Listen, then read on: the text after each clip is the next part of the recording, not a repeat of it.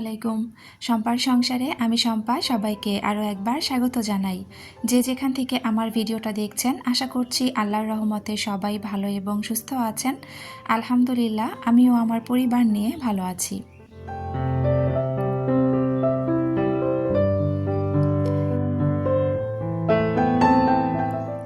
আজকে আপনাদের সাথে আমি একটা হেলদি ইফতার প্ল্যাটার শেয়ার করব, 4টা হেলদি ইফতার রেসিপি একসাথে। তো আশা রাখছি আপনাদের কাছে ভালো লাগবে। তো এখানে প্রথমে যে রেসিপিটা শেয়ার করছি সেটা হচ্ছে ফ্রুট কাস্টার্ড বানাবো।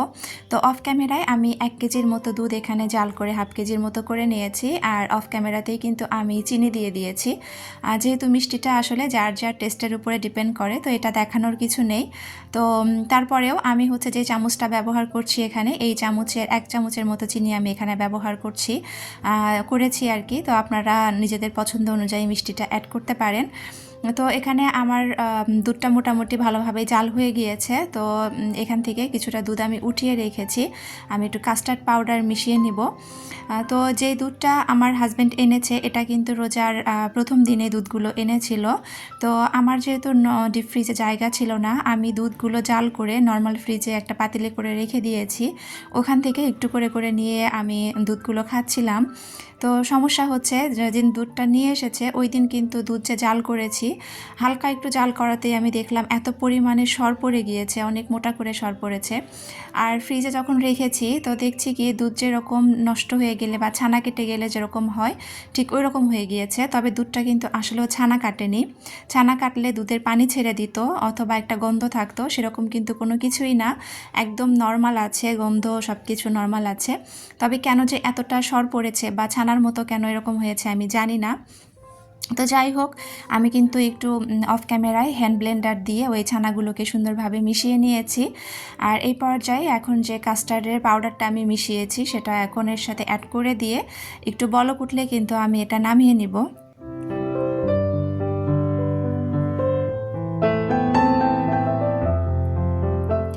প্রত্যেক দিন দেখবেন যে একঘেয়েমি ইফতার খেতে ভালো লাগে না। ভাজা পোড়া তো মোটামুটি প্রায় প্রতিদিনই খাওয়া হয়, আবার দেখা গিয়েছে একদিন ভাতও খেয়েছি। তো আজকে মনে হলো যে একটু হেলদি কিছু খাওয়া যাক, সেটা হচ্ছে স্বাস্থ্যের জন্য ভালো হবে। আর হচ্ছে দেখা যায় যে এই টাইপের ইফতারগুলোতে কিন্তু ঝামেলাটাও কম থাকে। তো এখানে আমি হচ্ছে এই যে দুধটা কিন্তু জাল হয়ে গিয়েছে, মোটামুটি ভালোভাবে বলক উঠে গিয়েছে। আর এখন কিন্তু আমি চুলাটা অফ করে দিয়ে যে বেশি গরম ভাবটা আছে এই গরম ভাবটা আমি বের করার জন্য পাতিলটা এভাবেই কিছুক্ষণ রেখে দিব।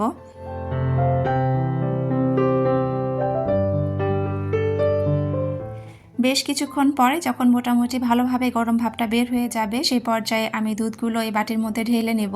তো দুধগুলো দেখে কিন্তু বুঝতে পারছেন, দেখে মনে হচ্ছে তাল দিয়ে আমরা যখন দুধ জাল করি যেরকম খিরসা টাইপের হয় দেখতে, কিন্তু এরকম লাগছে। তবে খেতে কিন্তু আলহামদুলিল্লাহ মজা ছিল। তো যাই হোক, আমি কিন্তু ওই দুধটা ঢেলে নর্মাল ফ্রিজে রেখে এসেছি। আমি ওটা ইফতারের আগ মুহূর্তে বের করে ফ্রুটসগুলো মিশিয়ে নিব। আর এখানে আমি চিড়া ভিজিয়ে রেখেছিলাম, এখানে আমি চিড়ার পোলাও করব। তো চিড়া কিন্তু এমনিতে আমাদের শরীরের জন্য কিন্তু খুবই ভালো। তো যার কারণে ভেবেছি চিড়ার পোলাওটা করব। তো আমি নামাজ পড়ার আগে চিড়াগুলো একটু ধুয়ে তারপর পানি ঝরাতে রেখে গিয়েছিলাম। আর এখানে চিড়ার পোলাওয়ের জন্য যা যা দরকার আমি কেটে নিয়েছি। তো পেঁয়াজ, কাঁচামরিচ আর আদা কুচি আর ধনিয়া পাতাটা আমার অন্য একটা রেসিপিতে লাগবে। আর এখানে আমি গাজর আর আলু ছোট ছোট করে কেটে অফ ক্যামেরায় একটু তেলে ভেজে নিয়েছি, আর সাথে নিয়েছি বাদাম আর কিশমিশ। তো এখন আমি হচ্ছে পেঁয়াজটা তেলের মধ্যে দিয়ে দিব। চিড়া কিন্তু এখন দেখবেন যে এত বেশিক্ষণ ভিজিয়ে রাখতে হয় না। এখনকার চিড়া যেহেতু রিফাইন করা থাকে, দেখা যায় পানি দিয়ে ধুতে ধুতেই কিন্তু চিড়া অনেকটা নরম হয়ে যায়। অনেকের কাছেই শুনি চিড়ার পোলাও নাকি তাদের একদমই নরম হয়ে যায়, একদম দলা পেকে যায়। তো আসলে আমি আলহামদুলিল্লাহ যে কয়দিন চিড়ার পোলাও করেছি অনেক সুন্দর ঝরঝরে হয়েছে। তো চিড়ার পোলাও করার জন্য কিন্তু চিড়াটা বেশিক্ষণ ভিজিয়ে রাখা যাবে না, তাহলে কিন্তু ঝরঝরে হবে না। তো যাই হোক, এখানে কিন্তু আমি পেঁয়াজ তারপরে কাঁচামরিচ হালকা একটু নাড়াচাড়া করে নিয়ে তার মধ্যে আদা কুচি অ্যাড করে দিয়েছি। তো আদা কুচি দিয়ে সামান্য নাড়াচাড়া করে ভেজে রাখা আলু আর গাজরগুলো দিয়ে দিব। চিড়ার পোলাওয়ের মধ্যে কিন্তু এই আদা কুচিটা ফ্লেভারটা অনেকটা বাড়িয়ে দেয়, একটা অন্যরকম টেস্ট আসে। আর আদা কিন্তু আসলে আমাদের হজমের জন্য অনেক বেশি ভালো, যার জন্য আদাটা দেওয়ার চেষ্টা করবেন, খেয়ে দেখবেন ভালো লাগবে ইনশাআল্লাহ। তো এখানে আদা কুচি দিয়ে আরও একটু সামান্য নাড়াচাড়া করে আমি এখানে পরিমাণ মতো লবণ দিয়ে দিব। তারপর জাস্ট একটু হলুদ দিয়ে দিব, শুধুমাত্র একটু একটা ভালো কালার আসার জন্য। তবে এটা আপনারা চাইলে দিতে পারেন, আর না চাইলে দিবেন না, কোনো সমস্যা নেই। আমার একটু কালারফুল জিনিস দেখতে ভালো লাগে, এই জন্য আমি একটু হলুদ অ্যাড করে দিয়েছি। তো যাই হোক, এখানে হলুদ লবণ দিয়ে সুন্দরভাবে একটু নাড়াচাড়া করে নিয়ে আমার যে আগে থেকে ভেজে রাখা যে বাদামগুলো ছিল সে বাদামগুলো আমি দিয়ে দিয়েছি। বাদামগুলো আসলে খোসা, এই যে লাল যে খোসাটা আছে এটা ছাড়িয়েও দেওয়া যেত, কিন্তু এটা দিলে কিন্তু একটু কালারটা দেখতে ভালো লাগে, যার জন্য কিন্তু আমি এই খোসাটা সহই রেখেছি। আর এখানে আমি বেশ কিছুটা কিশমিশ দিয়ে দিব। তো সুন্দরভাবে একটু কিছুক্ষণ আমি নাড়াচাড়া করে নেব, মানে এত বেশি ভাজার দরকার নেই, জাস্ট একটু হালকা হাতে নাড়াচাড়া করে তারপর আমি এই যে চিড়াগুলো যে ছিল এই চিড়াগুলো দিয়ে দিব। আর চিড়াগুলো দেখে বুঝতে পারছেন যে অনেকটা কিন্তু ঝরঝরে, একদম কিন্তু নরম হয়ে যায়নি, যার জন্য কিন্তু চিড়ার পোলাওটা খুব সুন্দর ঝরঝরে হয়েছিল মাশাল্লাহ। তো এখন আমি সুন্দরভাবে চিড়াগুলো দিয়ে নাড়াচাড়া করে নিয়েছি বেশ কিছুক্ষণ। আর এই পর্যায়ে আমি 1 চামচের মতো চিনি অ্যাড করে দিব। তো এটাতে আসলে খুব বেশি মিষ্টি দেওয়ার প্রয়োজন নেই, এটা শুধুমাত্র একটু টেস্ট বাড়াবে আর কি। তো যাই হোক, এই যে চিনি দেওয়ার পরে কিন্তু আমি বেশ কিছুক্ষণ নাড়াচাড়া করে নিব, কারণ চিনি দেওয়ার পর দেখবেন হালকা একটু পানি ছাড়ার মতো হবে। তো তারপরে এই যে হালকা করে একটু ভাজা ভাজা করে নিব। আর তারপরে একদম নামানোর আগ মুহূর্ত দিয়ে আমি কিন্তু এখানে 2 চামচের মতো ঘি অ্যাড করে দিব। আদা কুচি আর বাদাম আর এই ঘি, এই 3টা মিলে এত সুন্দর একটা স্মেল এসেছিল যে অসম্ভব ভালো লেগেছে খেতে। তো যাই হোক, এখন আমি ঘিটা দিয়ে জাস্ট হালকা নাড়াচাড়া করে কিন্তু আমি চুলাটা অফ করে দিব। এখন আসি আমার 3 নাম্বার রেসিপিতে। এটা হচ্ছে বাঁধাকপি আর গাজর দিয়ে একটা রেসিপি আপনাদের সাথে শেয়ার করব। এটা খেতে কিন্তু অসম্ভব মজা হয় আর অনেক বেশি হেলদি একটা রেসিপি এটা। আপনারা এটা কিন্তু একবার হলেও ট্রাই করে দেখবেন, আশা করছি আপনাদের কাছে ভালো লাগবে। এখানে আমি বাঁধাকপি আর গাজর কিন্তু গ্রেট করে নিয়েছি। বাঁধাকপিটা আমি বটি দিয়ে কুচি করে কেটে নিয়েছি আর গাজরটা গ্রেট করে নিয়েছি গ্রেটার দিয়ে। আর এখানে ওই যে ধনিয়া পাতা কেটে রেখেছিলাম আর কাঁচামরিচ আর পেঁয়াজ কুচিটা দিয়ে দিব। তো কাঁচামরিচ আমি প্রথমে আসলে সবটুকুই দিয়ে দিয়েছিলাম, তো পরে মনে হলো যে না, ঝালটা বেশি হয়ে যাবে, যেহেতু আমার ছেলেও খাবে। তো তারপরে কিন্তু আমি কিছুটা মরিচ আবার উঠিয়ে রেখে দিয়েছি।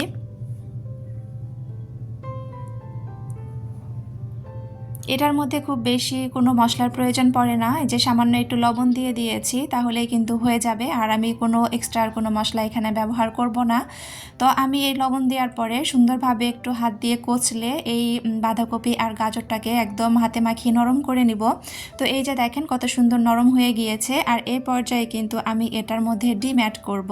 তবে ডিমটা কিভাবে অ্যাড করছি সেটা আপনারা একটু দেখবেন ভালো করে। আমি এখানে শুধুমাত্র ডিমের যে সাদা অংশটা আছে সেটা ব্যবহার করব, আর কুসুমটা কিন্তু আমি আলাদা করে রেখে দিব। তো যারা যারা আমার ভিডিওটা দেখা শুরু করেছেন প্লিজ একটা লাইক দিয়ে পুরো ভিডিওটা কন্টিনিউ করবেন, কারণ আপনার একটা মূল্যবান লাইক আমার ভিডিওটা আরও অনেকের কাছে পৌঁছে দিতে সাহায্য করবে।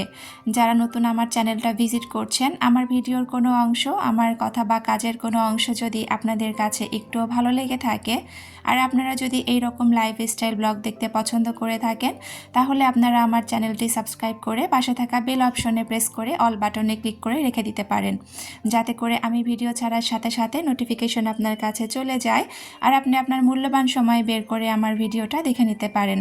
যারা অলরেডি কাজগুলো করে দিয়েছেন তাদেরকে অসংখ্য ধন্যবাদ। তো এইদিকে আমার কিন্তু ওই যে গাজর আর বাঁধাকপিটা ডিমের সাদা অংশ দিয়ে খুব সুন্দরভাবে মাখানো হয়ে গিয়েছে। আর এখন কিন্তু এটা ভাজার পালা।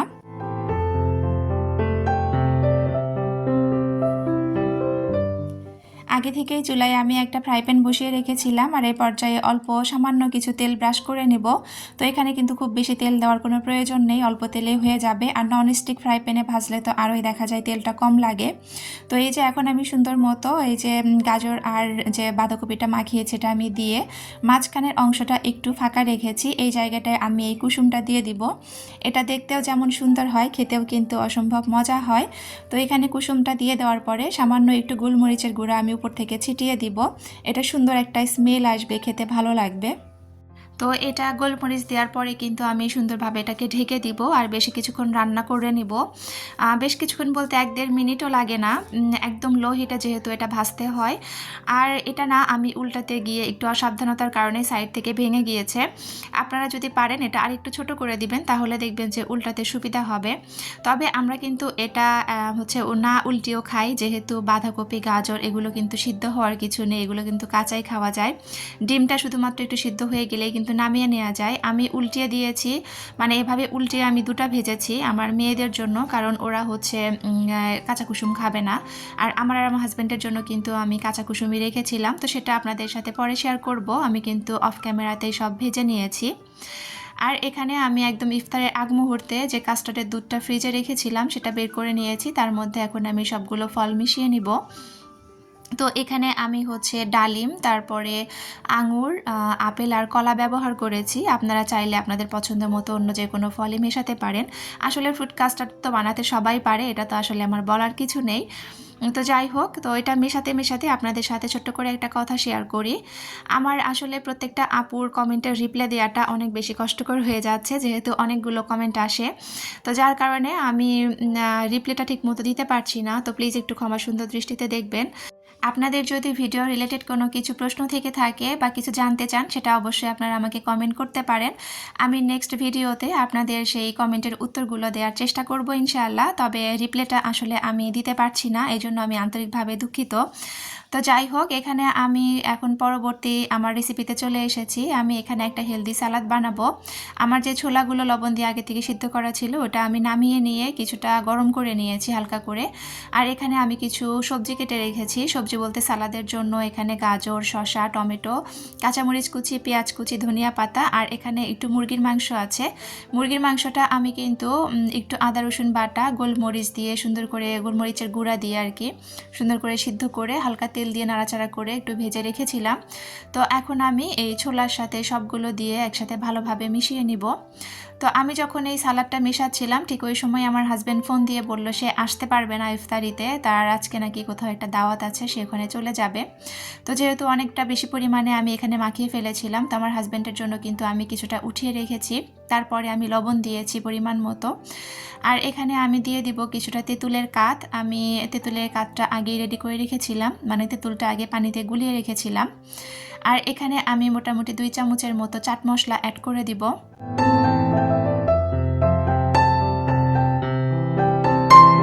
সারাদিন রোজা রাখার পরে এই টাইপের একটা সালাদ খেতে কিন্তু অসম্ভব মজা হয়। তবে এটা অনেকেই আছে টক দই দিয়ে খেতে পছন্দ করে। আসলে দুইটার টেস্ট দুই রকম হয়। তেঁতুলের কাঠ দিয়েও কিন্তু খেতে মজা হয়। আর তারপরে আমি এখানে একটু সরিষার তেল অ্যাড করে দিয়েছি। আপনারা যারা অলিভ অয়েল খান তারা কিন্তু এখানে অলিভ অয়েল অ্যাড করতে পারেন। আর এখানে আমি 2টা ডিম সিদ্ধ করে রেখেছিলাম। তো ডিমগুলো আমি এখন সুন্দরভাবে এর সাথে মিশিয়ে নিব। ডিমটা কিন্তু আমি সুন্দর করে একটু কুচি করে কেটে রেখেছি।